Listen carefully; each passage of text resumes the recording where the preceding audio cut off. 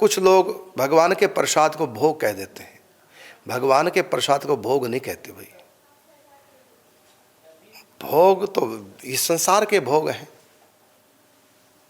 भोग नहीं, प्रसाद कहते हैं। भगवान के लिए वो भोग है, हमारे लिए वो प्रसाद है। भोग कहते हैं अमनिया को। अमनिया का मतलब जो भगवान को भोग नहीं लगा है, अभी लगा नहीं भोग, उससे पहले उसको भोग कहते हैं, और लग जाए तो प्रसाद कहते हैं। तो हम लोग भोग नहीं ग्रहण करते, हमारे लिए निषेध है। आप सबके लिए, प्रत्येक वैष्णव के लिए भोग निषेध माना गया है।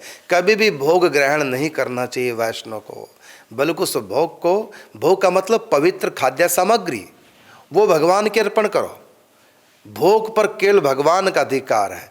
जब भगवान भोग लगाएंगे फिर बन गया वो प्रसाद, और हम भोग नहीं लगाएंगे, हम क्या करेंगे, हम प्रसाद ग्रहण करेंगे और भगवान भोग लगाएंगे।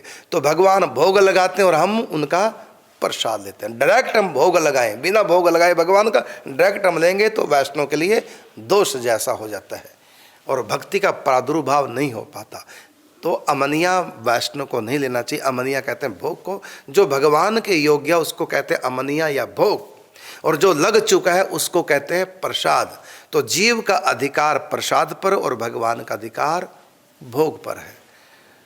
तो हमारे लिए भोग की कोई महिमा नहीं है। भोग तो हमको विष के समान त्याग देना चाहिए, मतलब अमनिया कभी ग्रहण नहीं करना चाहिए। संकल्प कर लो कि मर जाएंगे लेकिन कभी भोग नहीं आरोगेंगे, है। हाँ, भोग का मतलब अमनिया, जो भगवान को नहीं लगा, और जो भोग भगवान को लग गया अब वो भोग नहीं रहा, अब वो हमारे लिए बन गया प्रसाद। तो इसलिए हम भोग नहीं ग्रहण करेंगे, हम प्रसाद ही ग्रहण करेंगे। हमारे यहाँ कई नियम लिए जाते हैं, उनमें से वैष्णव एक ये भी नियम लेते हैं, हम आज के बाद कभी भोग ग्रहण नहीं करेंगे, हमेशा प्रसाद ग्रहण करेंगे। मतलब भोग भगवान को लगेगा, जब लग गया तो बन गया प्रसाद। तो आपने पूछा भोग एवं प्रसाद की क्या महिमा। भोग की महिमा ठाकुर जी के लिए, हमारे लिए नहीं। हमारा भोग पर अधिकार नहीं। हम भोग को अपने लिए विष के समान समझे। हमारे लिए वो विष है और ठाकुर जी के लिए वो अमृत है। जैसे पत्नी अमृत स्वरूप है पति के लिए, और दूसरे की पत्नी उसके पति के लिए विष के तुल्य है। तो पराई स्त्री विष है और अपनी स्त्री विष नहीं है। तो पराई स्त्री जो हमारे लिए विष है उसके पति के लिए विष नहीं।